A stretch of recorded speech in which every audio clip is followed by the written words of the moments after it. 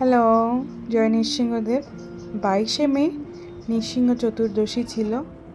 তো ছোটো করে নৃসিংহ চতুর্দশী পালন করার চেষ্টা করলাম। সকালবেলা একবার ভোগ দিয়ে পুজো দিয়েছিলাম, আর এই যে অভিষেকের সময় সন্ধেবেলা জামের মালা বানানোর চেষ্টা করেছিলাম।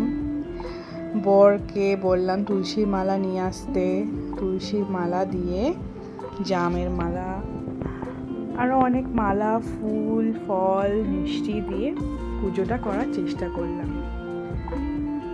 অভিষেকের জন্য দুধ, দই, গঙ্গার জল, গোলাপ জল, ঘি, মধু, কর্পূর, অগুরু, ধূপ ধুনো দিয়ে সব কিছু আয়োজন করার চেষ্টা করলাম। ছোট করে হোক, কিন্তু মন থেকেই আমি এই পুজোটা করার চেষ্টা করি। কারণ কেন জানি নৃসিংহদেবকে দেখলেই আমার আলাদা একটা ভক্তি চলে আসে, তাকে মানতেই ইচ্ছা করে। কারণ ছোটোবেলা থেকে আমি যখনই কোনো আপদ বিপদে পড়েছি, কেন জানি মুখ থেকেই আমার অটোমেটিক্যালি নৃসিংহদেবের নামটাই আগে আসে। আমাকে আমার বোন অনেকজনই বলেছে, তোর মুখ থেকে তো আগে নৃসিংহদেবের নামটাই আসে।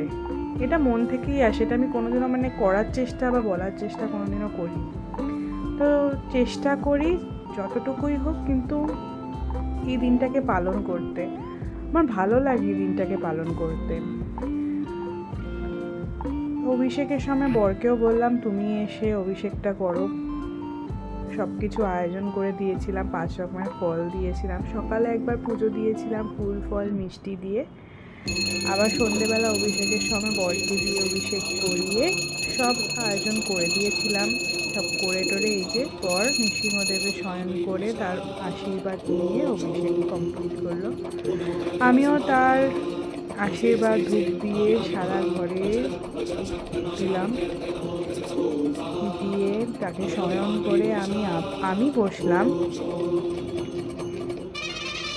তার পুজো অভিষেক করতে। সে যেন সারা জীবন আমাকে এভাবে আশীর্বাদ করে আপদ বিপদ থেকে কাটিয়ে নিয়ে যেতে পারে। তোমরাও যদি চেষ্টা করো এই দিনটা পালন করতে, ভালো লাগবে।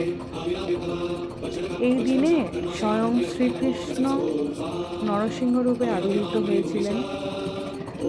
শম্ভুদেবকেও আমি, বাবা ভোলেনাথকেও আমি জল ঢেলে সব ভগবানকে পুজো করে আশীর্বাদ নিলাম যেন আমাদের সবাইকে ভালো লাগে।